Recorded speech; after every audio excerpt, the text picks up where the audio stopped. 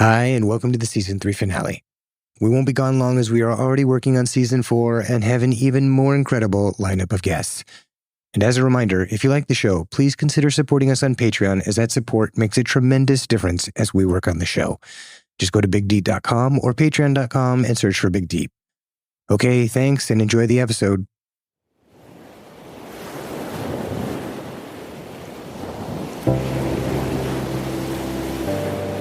Hi, and welcome to the Big Deep podcast. Big Deep is a podcast about people who have a connection to the ocean. People for whom that connection is so strong, it defines some aspect of their life. Over the course of the series, we'll talk to all sorts of people, and in each episode, we'll explore the deeper meaning of that connection. Today I speak with a maritime archaeologist whose work has taken him down to the most iconic shipwreck of all time. Hello, this is your host, Jason Elias. Welcome to the Big Deep Podcast. In today's episode, I speak with maritime archaeologist, historian, author, television host, and explorer Jim Delgado. Jim's work has taken him around the globe, and he is known as one of the world's foremost experts in underwater archaeology, and his CV reads almost like the greatest history of that field.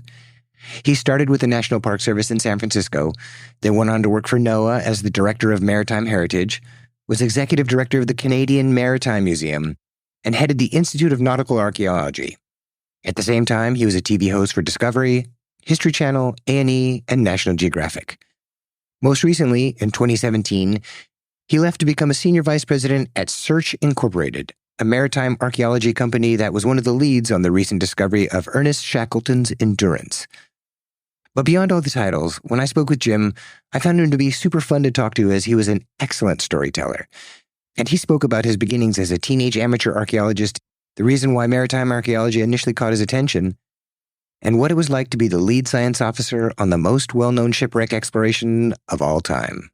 My name is James Delgado. Everybody calls me Jim. And I'm a maritime archaeologist who works largely in the oceans.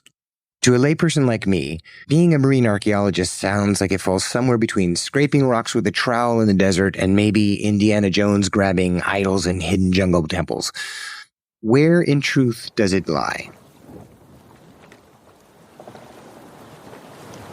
It actually lies somewhere in a very different genre. Just imagine us as a CSI team working where it's wet. I think Indiana Jones, while famous, generally is known for looking for iconic artifacts. And while we occasionally find something iconic, when we work on a shipwreck, we're excavating and recovering everything. Things like ancient DNA. We're looking at artifacts that we hope will tell us a story about the people who built it, the people who used it, the people who lost it. We're analyzing the skeletons of people that we occasionally find in ancient shipwrecks. And we're even analyzing the pottery that you find in a shipwreck to figure out not only where it comes from, but by taking the DNA from the scrapings inside that pot, reconstructing ancient trade routes from thousands of years ago. Early on, when archaeology hit me, it was the thought of Egypt. It was the thought of Mayan temples and cities, ancient Rome, but also this fascination with people and people's stories. I was one of those kids who always was talking to grandparents and great-grandparents, wanting to learn their stories, because it's people's stories that are compelling and connect you. So what you're doing is you're not studying things. You're studying people.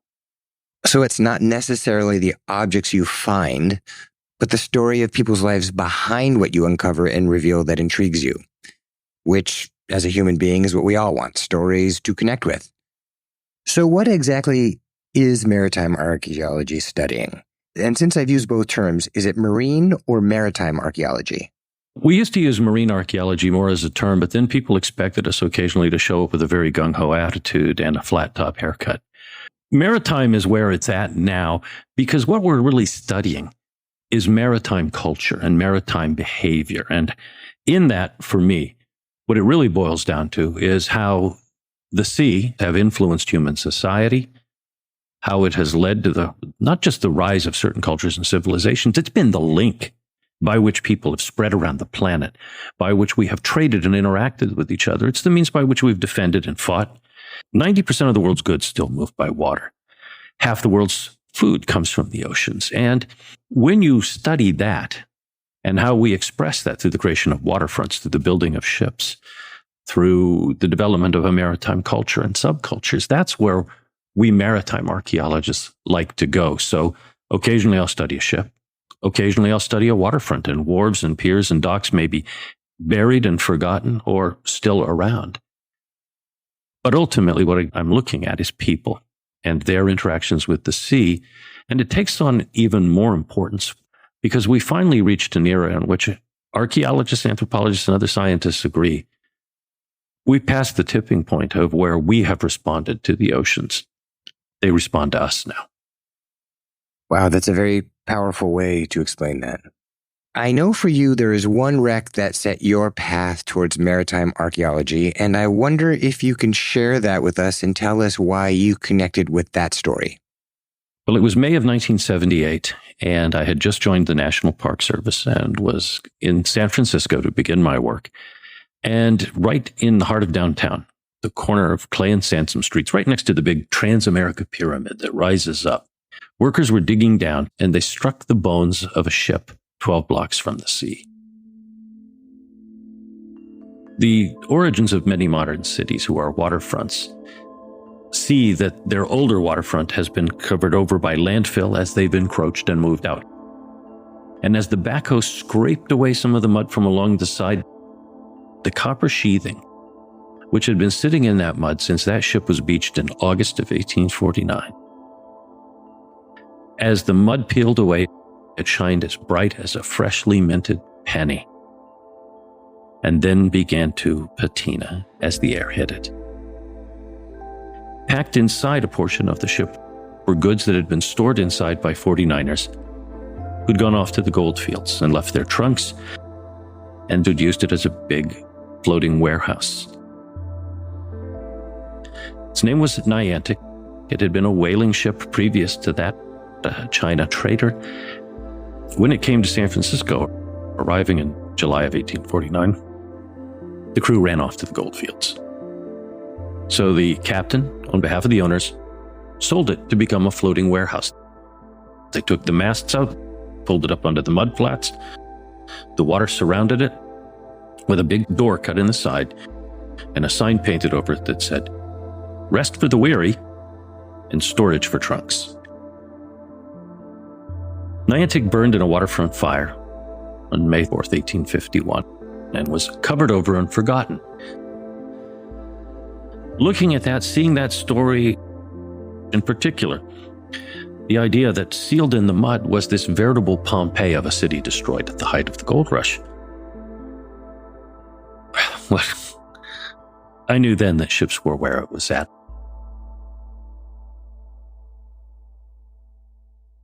Jim, you are such a great storyteller.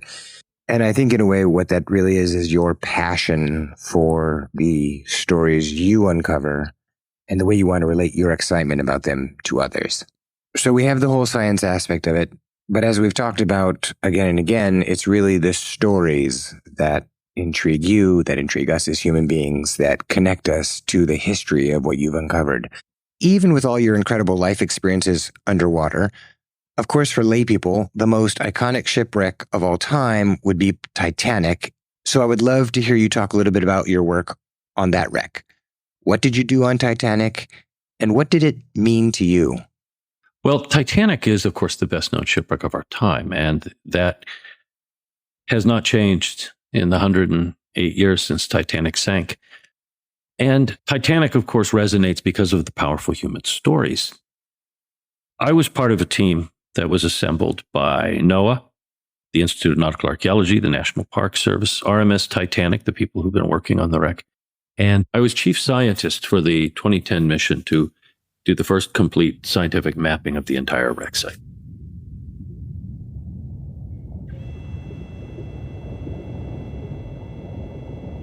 So using vehicles, we mapped everything on the seabed. Not just the big section of the bow or the stern, not just the big chunks of where the ship had flexed and broken, but down to individual scatters of artifacts. And there, what really came across was Titanic is more than a ship. Like all ships, it represents a floating community. Titanic happened to be a big community with a few thousand people on board, the size of a small town that suddenly and abruptly came to an end, with most of them dying on that night in the early morning hours of April 15th, 1912. You see the evidence not only of the disaster and how the ship broke up and where the stern slammed down or where the bow planed away and dug a trench into the seabed, but you see it through a variety of things down there that speak to life on board the ship, from the fittings to the plates, the dishes. But for me, what powerfully spoke again, and this would be no surprise, was the reminders of people. In some cases, pairs of shoes side by side, where the inevitable conclusion, this is where people came to rest. A coat with sea boots. Trunks, some of which have been raised and recovered and, when preserved in the laboratory, have given voice to people who otherwise were silenced forever when those cold waters closed over them that night. People who just got caught up in something bigger than themselves. The archaeology of Titanic is in that baggage, and I don't care necessarily to unpack Molly Brown or John Jacob Astor's bags. I'm interested to do real archaeology that looked at people on Titanic. You would find bags and trunks that belonged to people in third class, people who were emigrating, trying to find a new life, who put everything they had or they could take, their world as it was, packed in that trunk. And it speaks to who they are, what choices they made, what life they led. And there it is on the bottom. They probably went to the bottom too, and if they went down with Titanic or were scattered to the sea, their story doesn't have to end. The one trunk that has always spoken to me most, Franz Pullbaum was a German immigrant who drowned on Titanic, and he had settled in the New York area, and he was working as a mechanic, working on, today, what we'd call Ferris wheels. His trunk had everything because he probably lived in a boarding house, so he's not going to have stuff in storage. So it had his work clothes. It had some of his tools. It had his German-English dictionary. It had a stack of postcards of where he'd come from, either to remind himself of the home he was leaving for good, or to show his friends where he'd come from. And at the top, carefully arrayed, was the notarized piece of paper that he had completed, to be opened, to be shown to the inspectors at Ellis Island, of his intent to become a U.S. citizen. That's what strikes me most about Titanic. But also when you're there, because there's so many stories. You glide across those decks, and I've done this both with submersibles in the Mir or with a remotely operated vehicle. And suddenly, lit up briefly, is a scene, whether you've seen it in a movie or read about it, that you recognize where you are and what it says, what it means, what happened here. So for me, I will always remember seeing the bow. Then you see the crow's nest, and then you see the bridge, and then you keep moving and you see doors open, windows intact, and finally davits where the lifeboats were launched. And for a moment, as I drifted on that very first dive, we passed a davit and I could see a block was there hanging, and I get to the spot where one lifeboat was, and then it struck me exactly where I was. And there's something about that. I mean, here you are in a nickel steel sphere that's 6 feet in diameter, packed in with 2 other people breathing recycled air. in freezing cold with over 6,000 pounds of pressure squeezing on the outsides of this 4 inches of nickel steel, looking through a narrow porthole at this lit section of deck and realizing that this is where the Strausses were. Mrs. Strauss in the boat, crying because she doesn't want to leave.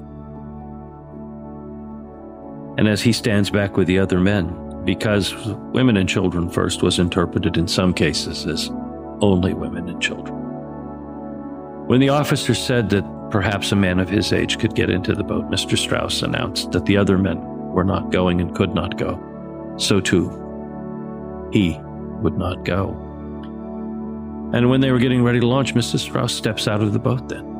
And when the officer asked her to get back in, she explained they'd been together for a long time. And where he goes, I go. And I just remember looking at that scene. And suddenly it ceased being a story, because there I was, exactly where it had happened. And if you've ever loved, and if you've ever lost it, that was the first but not the last time I cried on the wreck of Titanic.